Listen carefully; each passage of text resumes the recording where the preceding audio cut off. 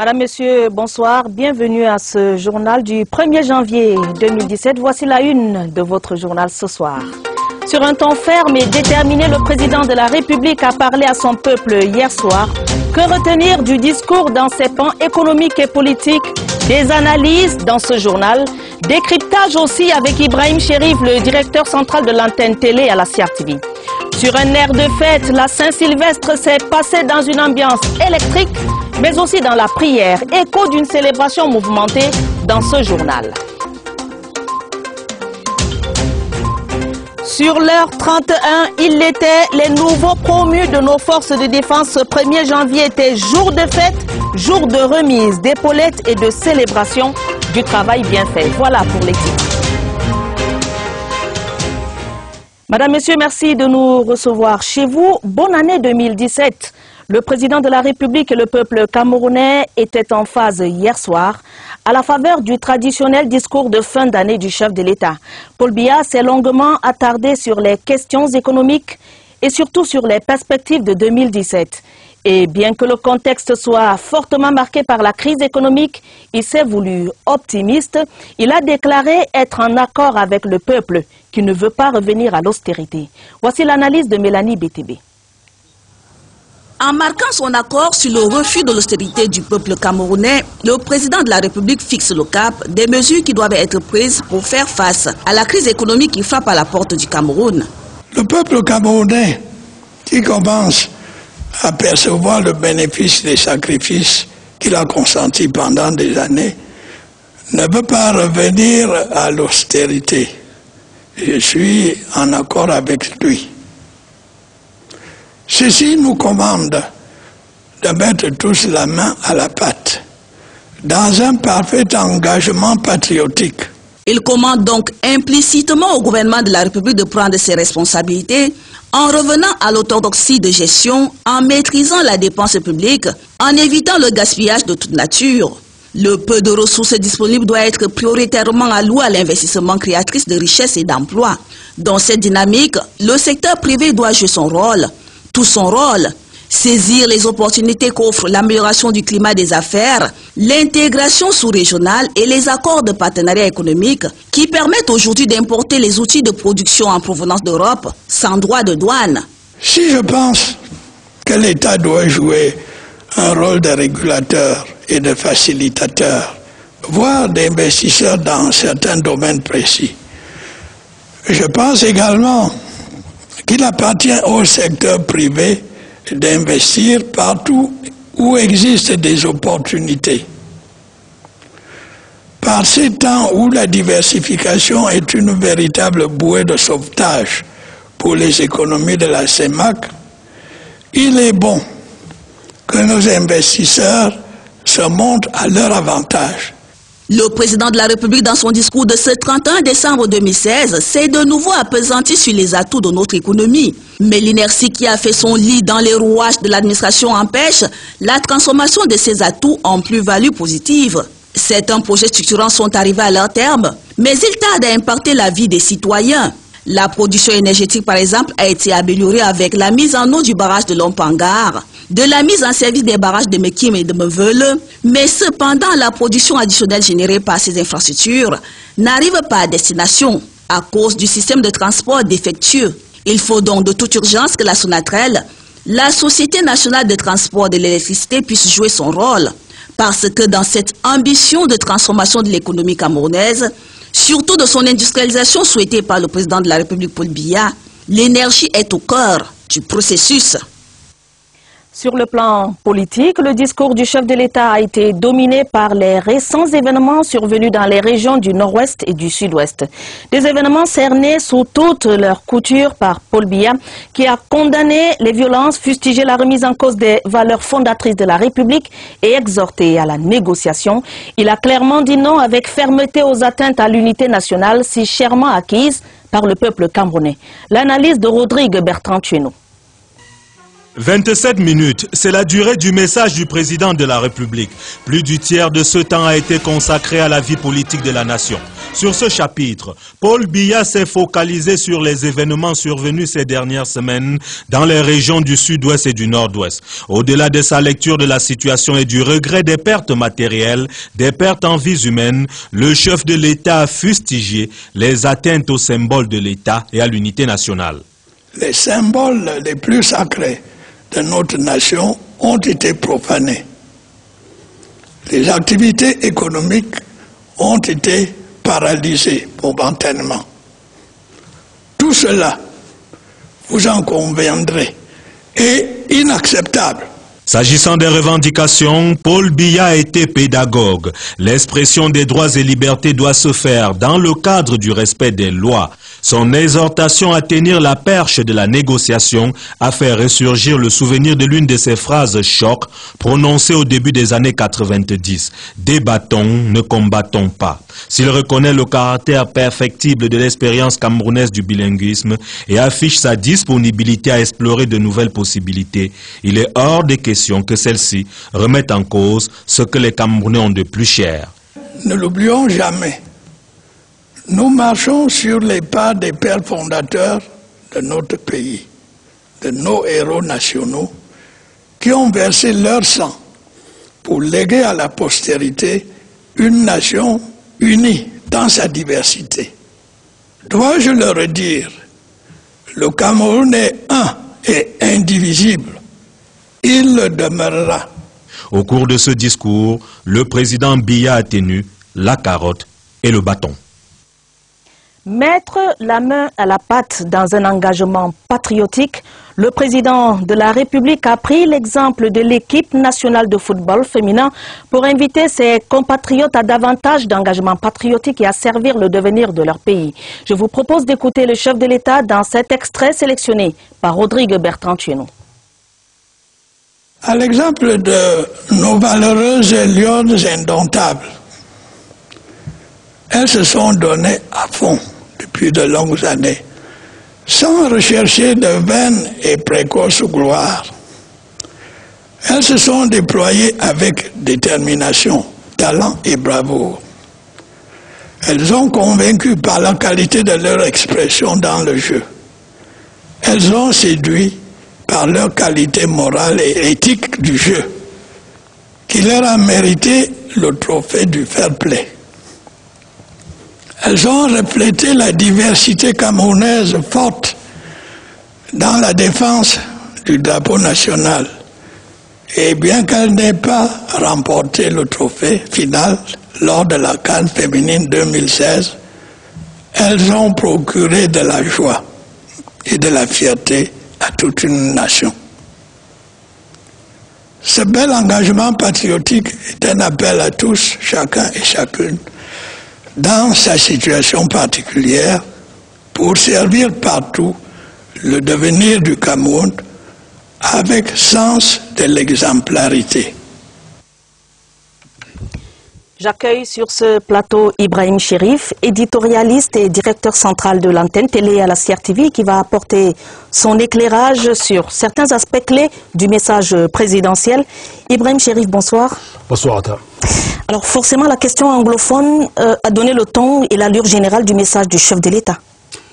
Eh bien, parce que c'était la préoccupation majeure des dernières semaines de l'année qui vient de s'achever. Parce qu'aussi, il y avait urgence à entendre le président de la République après la casse et les violences observées à Boya et à Bamenda, après l'ouverture des négociations entre les pouvoirs publics et les groupes sociaux revendiquant une meilleure prise en compte de leurs spécificités dans la marche de leurs professions respectives. Il est clair désormais que enseignants et avocats anglophones ont été, pour dire le moins, débordés par ce que le chef de l'État appelle le groupe de manifestants extrémistes manipulés et instrumentalisés. Paul Biya a donc parlé avec clarté, fermeté, netteté et en toute responsabilité. C'est non à la violence, a dit le président, parce qu'il existe au Cameroun des voies, des lois et des règlements dans le cadre desquels on peut manifester, revendiquer ou protester sans que cela donne lieu à de la casse ou à de la violence inutile. C'est donc en toute responsabilité et conscient des dangers encourus par notre unité nationale, longuement et chèrement acquise, que le président de la République s'est donné les moyens de faire régner la loi et l'ordre dans le sud-ouest et le nord-ouest, en même temps qu'il ordonnait l'ouverture de négociations et de concertations tous azimuts pour trouver des solutions aux revendications des enseignants et des avocats anglophones. Parce que les revendications, effectivement, il y en a. Ibrahim Chérif est dans un souci d'ouverture. Le président de la République dit que le gouvernement est même prêt à aller plus loin que les négociations qui ont cours en ce moment. Eh bien, dans ce sens-là, le chef de l'État est tout simplement fidèle à l'esprit insufflé par les pères fondateurs, à savoir tout faire pour consolider l'unité nationale. C'était l'esprit des participants à la conférence de Fumban en 1961, pour ceux qui s'en souviennent. Les Aïdjo, Mbile, Mouna, Foncha et autres ont beaucoup donné pour qu'un demi-siècle après, on ne revienne à la case départ. Il est question plutôt d'avancer et de consolider les acquis si nombreux de l'unité nationale, dont notre bilinguisme est le plus emblématique.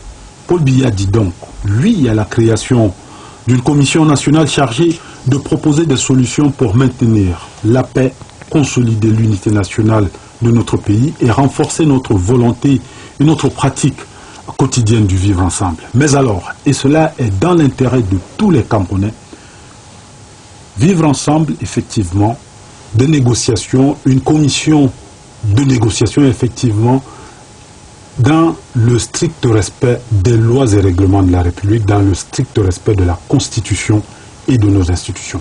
Et pour le président de la République, et sûrement pour l'immense majorité des Camerounais, l'unité et l'indivisibilité du Cameroun sont non négociables. S'il y a une ligne rouge à ne pas franchir, c'est bien celle-là. Pour le reste, dialogue et négociations peuvent apporter des solutions aux problèmes qui ne manquent pas dans un État dont la démocratie et le respect des lois sont des leitmotifs.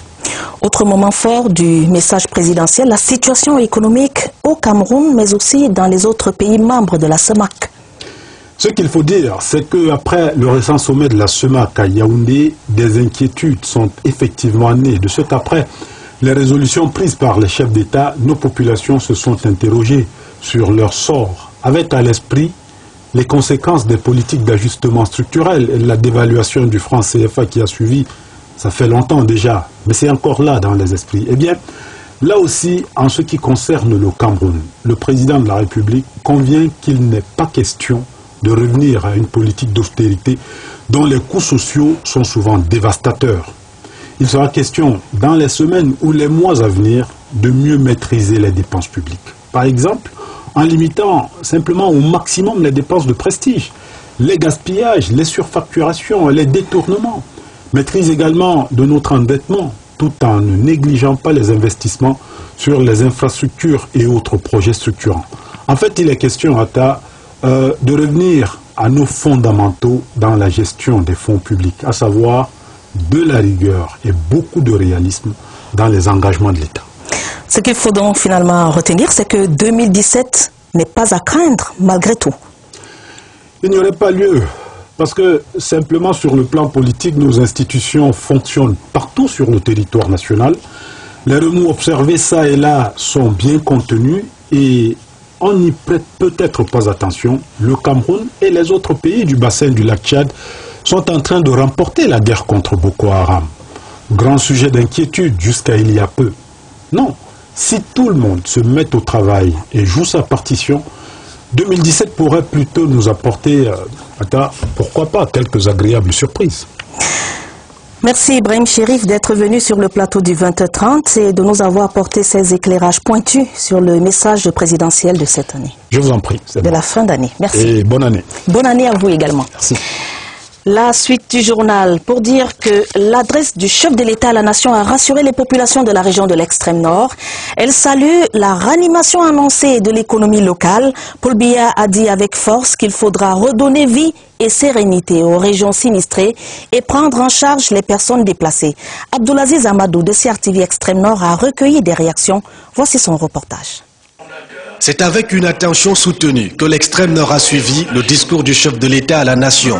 Les populations dont la bravoure et le patriotisme ont été salués par le président Paul Biya ont vu en ce discours un message d'assurance. Tout visiteur ou étranger qui passe dans la région de l'extrême nord ces derniers temps peut témoigner de la paix et de la cohésion sociale qui reviennent. Il s'est institué parmi la population de l'extrême nord un nouveau mode de vie, une acceptation mutuelle.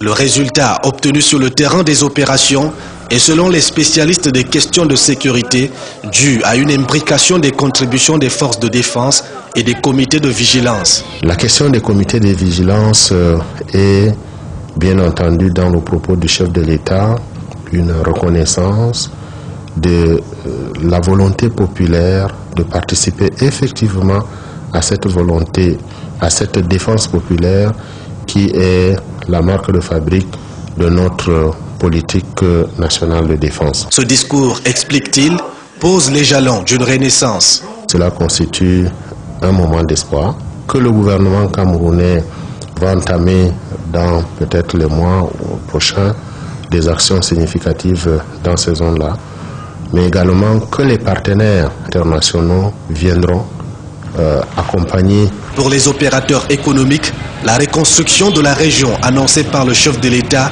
doit interpeller tout le monde. Le chef de l'État a souligné que maintenant, il va falloir nous accompagner pour qu'on retrouve la sérénité. Il est donc maintenant temps que le secteur privé joue sa propre partition dans cette affaire. Nous avons des domaines précis dans lesquels des actions économiques peuvent être menées, le tourisme, l'industrie agroalimentaire, en ce qui nous concerne, dans l'industrie de transformation de matières premières locales. Autre centre d'intérêt de ce discours, la situation des personnes déplacées dans la région de l'extrême nord. Ils sont dans la région de l'extrême nord autour de 200 000 personnes qui sont présentement dans les familles d'accueil. Nous allons nous investir pour ces retours, mais dans un cadre beaucoup plus sécurisé. Les pouvoirs publics sont à pied d'œuvre pour appliquer toutes les directives du chef de l'État. Le corridor Gambarungala, Fotokol, Koussiri N'Djamena est déjà opérationnel. C'est également effectif entre Bourha, Mobi, Bourha et Mokolo. Nous sommes à pied d'œuvre pour voir comment réouvrir Banque Nigeria et Amchide. Donc c'est un autre front qui est ouvert, celui du développement. Et cette guerre pour le développement, l'extrême nord est déterminé à la gagner en 2017. Le discours du chef de l'État a été favorablement accueilli à Bamenda. Les populations du chef-lieu de la région du Nord-Ouest saluent l'appel au dialogue lancé par le président Paul Biya et le renforcement des instances de dialogue. Augustin Guizana de CRTV Nord-Ouest nous en dit plus. Dans les rues de Bamenda, les problèmes anglophones évoqués dans le discours du président de la République a retenu l'attention des populations. Il a parlé du dialogue. Que résoudre le problème, ce n'est pas aller dans la rue et qu'on soit manipulé par les autres, que de s'asseoir et dialoguer pour résoudre ce problème. Comme parent, je dis mes enfants ne vont pas à l'école. Il faut qu'on résoudre ce problème, que les enfants rentrent à l'école. Alors il a bien parlé. Pour moi, particulièrement, ça va. Il a dit qu'il va ouvrir le dialogue. J'apprécie. On s'est donné un peu l'espoir. Comme quand il a dit que le dialogue est ouvert, elle invite les acteurs, soit le gouvernement ou bien les syndicalistes, de venir sur la table et trancher l'affaire. Mais les avis sont mitigés sur la tragédie des écarts, la question de l'emploi jeune et le projet du barrage de la Menchoum. Mon problème c'est ici, il parlait de Yaoundé Simalin, il parlait de pont de Douala, mais il dit Menchoum. Pour moi, ça ne va pas. Voici la route de Bamenda. Il faut voir c'est quelque chose rapidement, pas que c'est un projet. Et ce que je n'ai pas aimé sur le discours du chef de l'État, c'est que depuis que l'accident des ECA a eu lieu, nous qui sommes à Bamenda, qui sommes aussi les anglophones, on a pleuré avec tous les pays. Mais jusque-là, il a parlé de ça pour la première fois, mais il n'a pas dit ce qui est sorti de l'enquête. Nous espérons seulement que cette fois-ci, il va tout faire bon pour que ça soit appliqué. Puisque déjà, ça fait plusieurs années, on nous parle de l'emploi et puis nous finissons parfois par ne rien voir sur le terrain. Ici, tout le monde espère que les bonnes intentions affichées dans le discours du chef de l'État entreront dans une phase concrète en 2017. La nuit de la Saint-Sylvestre hier à Yaoundé était fort animée. Les fêtards ont choisi en fonction de leur bourse les lieux de réjouissance. Les coins chauds étaient bondés de monde. Les restaurants et lieux de détente ont accueilli des couples et même des familles. Le décompte de minuit s'est fait dans la bonne humeur. Alors Roger Gounadjo a vécu ces moments de bonheur partagés d'euphorie. Voici son reportage. Ici en Bogada, l'émotion est grande, la joie immense pour ces disciples de Bacchus, fiers de voir la nouvelle année 2017. Oui, moi c'est moto, je suis content de voir l'année 2017 parce que ce n'est pas donné à n'importe qui. Dieu merci. Tu vas payer, tu vas payer. Au rond-point poste central, la première seconde de Nouvel An a tourné l'aiguille mais sans tambour. Très heureuse déjà de voir la nouvelle année. Et là, je me suis déplacée avec ma petite famille pour assister au feu d'artifice. Malheureusement, il n'y en a pas cette année. Avec les enfants, on se disait qu'ils attendaient à voir les feux là-bas. Il n'y a rien. C'est normal qu'on soit un peu... Mais sinon, on veut dire que l'année a bien commencé. L'absence des feux d'artifice n'enlève rien aux habitudes des fêtes. Des photos souvenirs pour les uns, des moments de dresser le bilan et faire les perspectives pour d'autres, des bouts de pain en guise de consolation pour les tout-petits.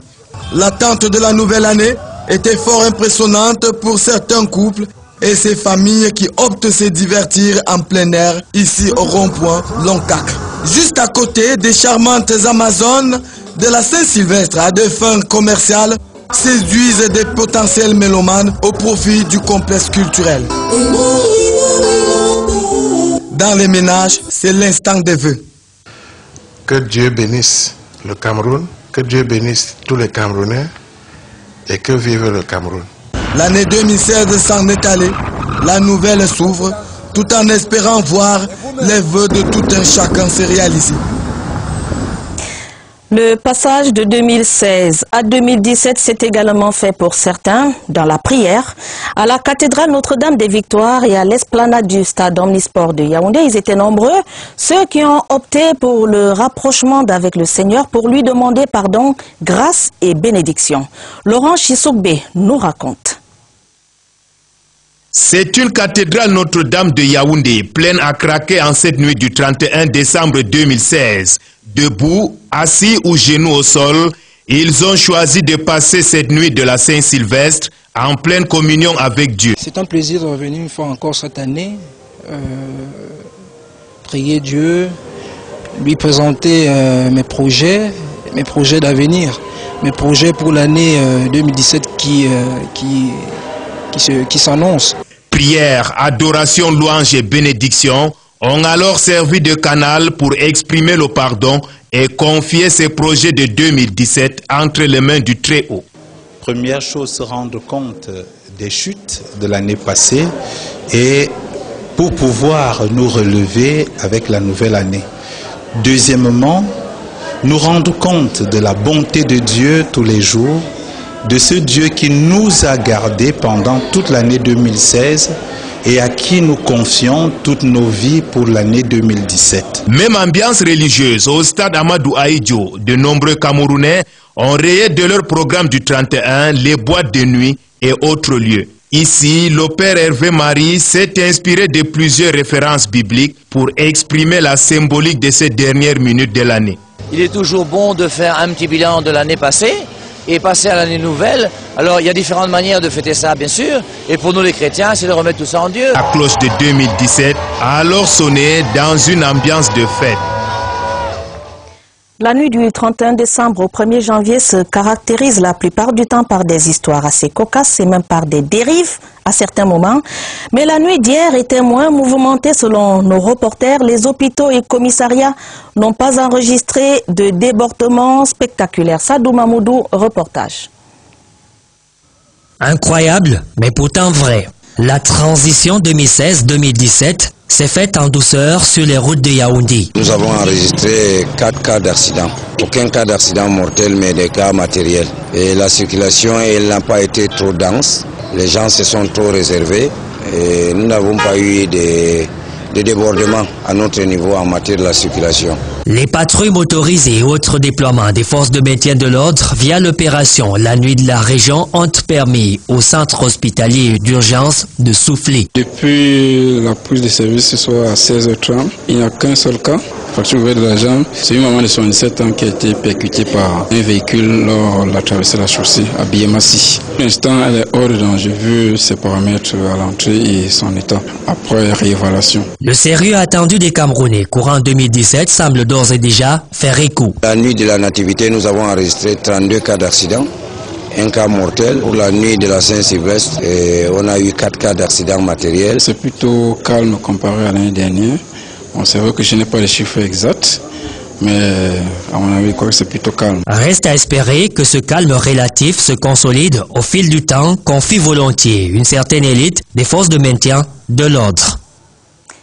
Et c'est tant mieux. Parlons d'autre chose à présent. L'agropole d'Anana de Kumba est lancée.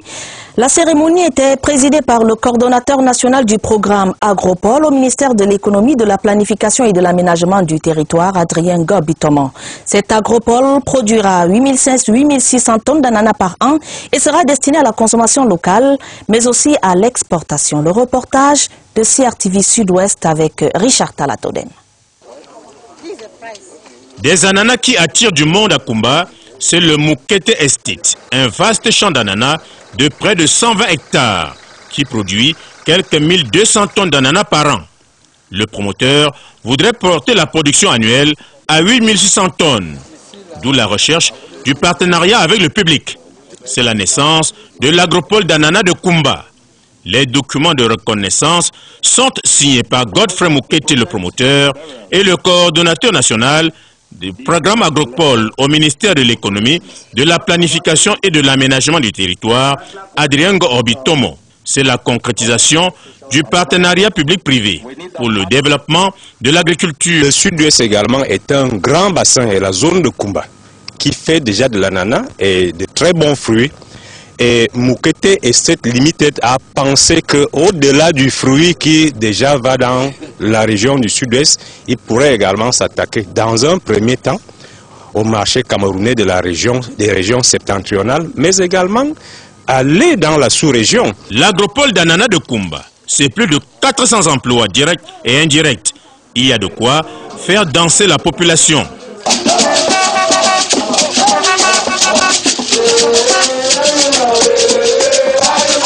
Le coordonnateur national du programme Agropole en profite pour demander aux chefs traditionnels de sensibiliser la population et surtout les jeunes à la culture de l'ananas. Ce sera alors la diversification de l'agriculture, l'augmentation des revenus et surtout l'amélioration des conditions de vie.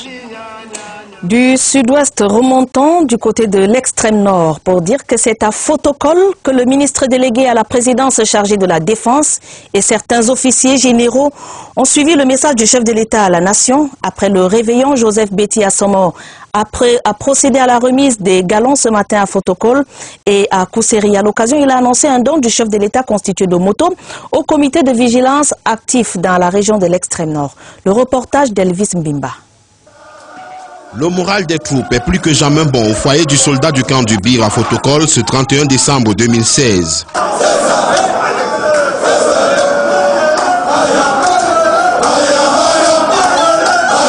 À l'approche de minuit, le sentiment de joie est partagé au regard de la satisfaction exprimée par le chef des armées lors de son message de fin d'année.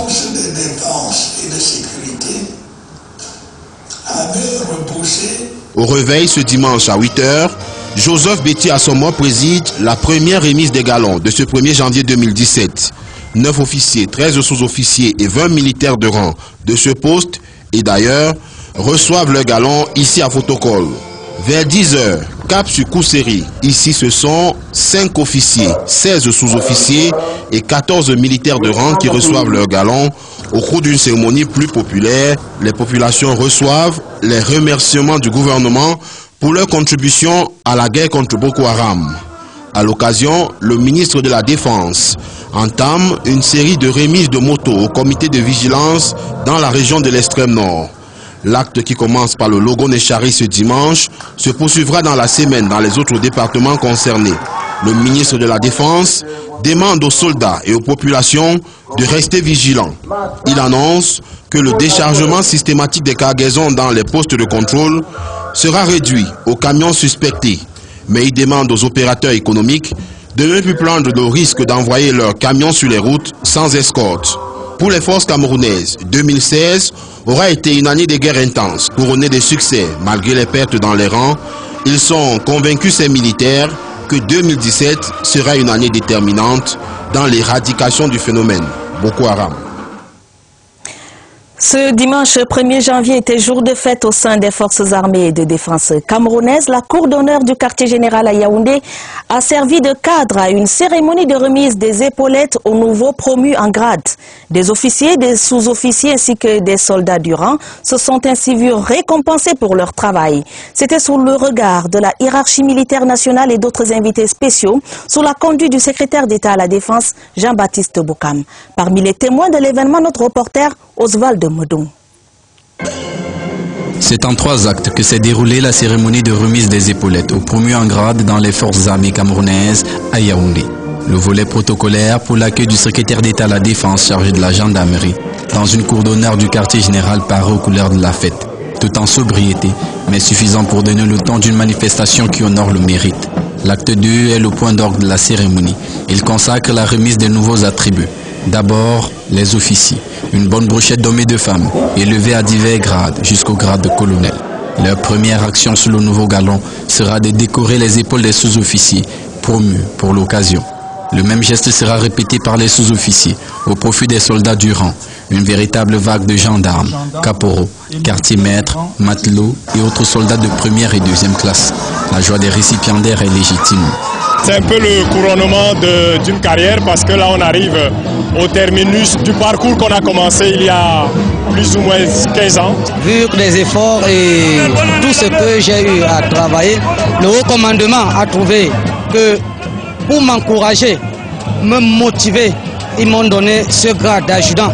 C'est un galon que j'ai tant entendu et enfin je l'ai eu aujourd'hui. En janvier, c'est pas n'importe qui porte le galon en janvier. Parce que quand tu portes en janvier, ça veut dire que le haut commandement a vraiment confiance à toi. C'est un galon de joie, de souvenirs. L'acte 3 s'inscrit dans la pure tradition militaire. Un carrousel pour marquer l'événement, mais aussi un défilé. Puis une marée humaine joyeuse submerge la cour d'honneur. Les familles des promus, leurs frères d'armes et des amis aussi, venus saluer les nouvelles épaulettes. Le reportage de la semaine ce soir nous amène à la redécouverte de Binka dans le département du Dongamantoum. Outre son dynamisme économique, la localité est une destination touristique. Cours d'eau aux vertus, dit-on, thérapeutiques, rochers mythiques et autres maisons dites de bénédiction sont autant de curiosités à découvrir. Sylvain Yaman de CRTV Nord-Ouest nous sert de guide. Binka, ce village est situé à environ 160 km de Bamenda, le chef-lieu du Nord-Ouest, et à 12 km d'Nkambé, son chef-lieu de département, est un véritable condensé de merveilles touristiques. D'abord, cette chefferie traditionnelle où s'expriment les Dansonvou, Chou, Nto, Mbaya ou Nfu, représentant les 4 grandes ethnies, Wimbum, Bororo, Aoussa et Yamba, pour près de 20 000 habitants logés dans les 7 quartiers. Ici, nous avons beaucoup de collines, il y a beaucoup de cailloux, gros, petits, d'autres encore. Mais nous n'avons pas beaucoup de rivières ici. Le temps que le blanc était ici, le roi de Binka, il a refusé que les gens de Binka ne nous aidaient pas, le blanc. Le blanc là était très fâché, mais il apporte les gens de tuer tous les gens de Binka. Les gens de Binka sont courus. Ils ont couru vers le collège là. Là, ils tournaient comme le caillou, avec des enfants sur le dos, sur la tête. C'est comme ça jusqu'à maintenant. Il n'est pas venu encore. Parti du palais royal, le safari peut commencer. À environ 15 km du palais à Lipti, la beauté du paysage ne laisse personne indifférent. Chaîne de montagnes et plaines s'entremêlent alors que le bétail, lui, est engraissé. À Ding Ding, l'histoire de Binka s'écrit autour d'une pierre sacrée appelée Charmbo, dont l'âge demeure indéterminé mais pas sa légende. Pour y arriver, il faut passer par un Shinda, gardien qui, dans Sendamgong, maison de bénédiction, consulte les esprits. C'est rocher qu'on appelle Charmbo.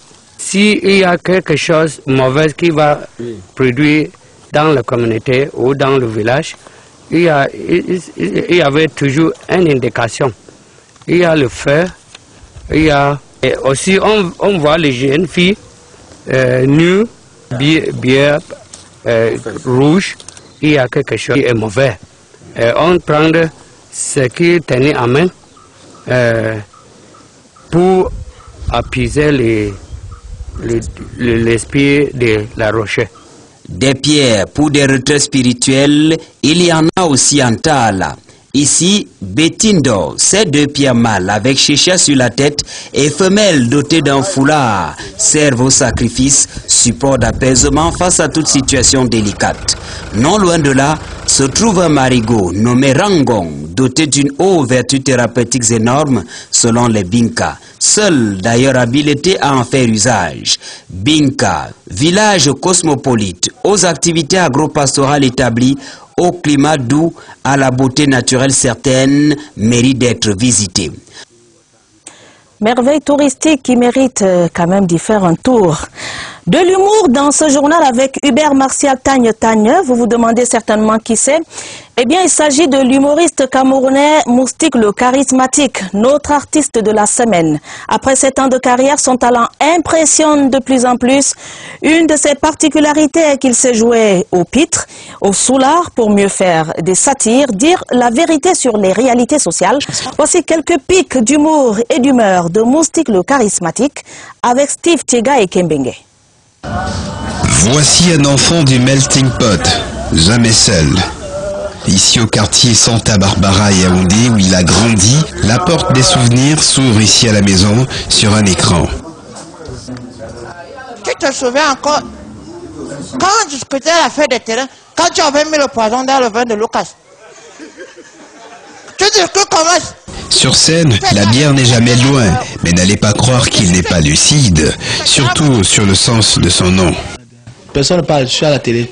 Voilà. Moustique charismatique, c'est un concept avant d'être un pseudo. Moustique, ça veut dire avec de petits moyens, charismatique, faire des choses qui marquent. Moustique charismatique, avec des petits moyens, faire des choses qui marquent. Donc c'est une petite philosophie que je me suis donnée depuis que j'ai commencé à faire mes premiers pas dans le milieu artistique. Sa vie d'artiste, il a lancé en bravant la réticence de ses parents, fiers de lui aujourd'hui. Motivé par l'animateur de télévision Folie d'Iran, il a d'abord fixé ses premières pointes sur les scènes de l'émission Délire et dans la troupe théâtrale Le Miroir de l'Homme de la paroisse des Toudis. Ses talents d'amuseur courtois s'expriment donc depuis 7 ans. Son amour et le secret de l'humour, il est tient du comédien Oncle Chama. Un bon humoriste, c'est quelqu'un qui sait faire de la chimie, prendre la nivaquine, l'enrober dans du chocolat pour que ça soigne sans blesser. Et tant pis pour la mauvaise humeur, quand on peut s'offrir un dernier verre pour la déroute des soucis. Excusez-moi,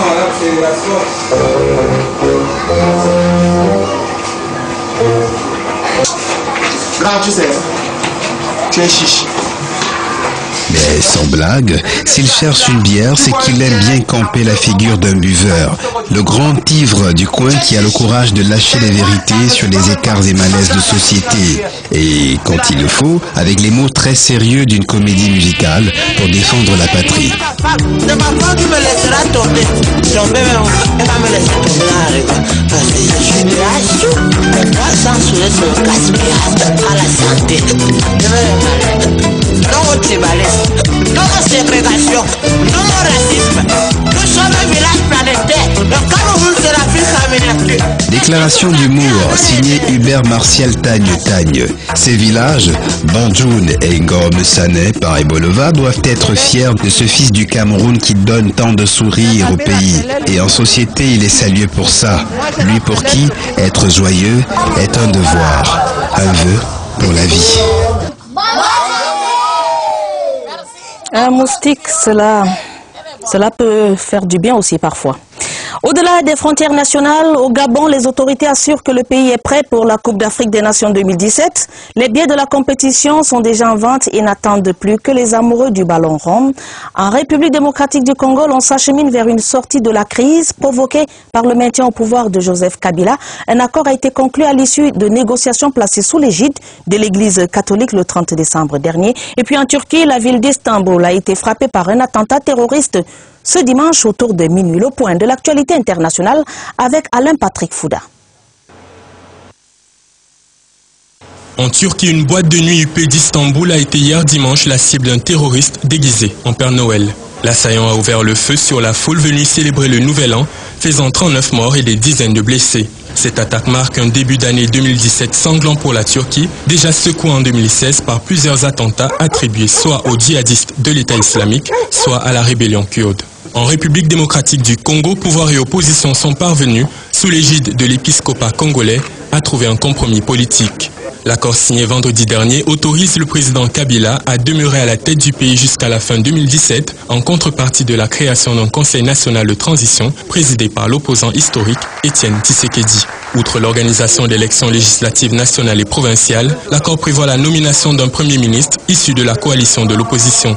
Des résolutions qui devront contribuer à l'apaisement du pays, empêtré dans des violences politiques et interethniques et en fait, selon l'ONU, au moins 40 morts. Au Gabon, c'est à Samba la Panthère qu'est revenu l'insigne honneur de lancer la vente des billets de la CAN 2017. La ministre gabonaise des Sports a assuré que les 4 stades devant accueillir le tournoi sont fin prêts pour cette grand-messe du football africain.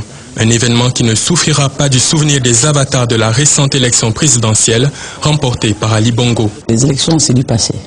C'est du passé. Moi, je ne pense pas élection aujourd'hui, je pense fête de football. On sait qu'à partir de janvier, ça va se bousculer, donc on a préféré lancer un mois plus tôt pour que les gens puissent acquérir dans la tranquillité leurs billets. Les organisateurs de cette compétition ont maintenu leur confiance au Gabon, déjà organisé la CAN 2012 avec la Guinée équatoriale. Voilà qui referme le 20h30 ce soir. Madame, Monsieur, ce journal a été préparé avec la collaboration des stagiaires Aline Gaïtémé, Victor Lemaïssi et Michel Renaud Ouandja. Retrouvez lorsqu'il sera minuit Lucie Colette Avoulou et Elvis Teke. Demain dès 20h30, vous serez en compagnie d'Evelyne Oona et Somba. Bon début de semaine à tous.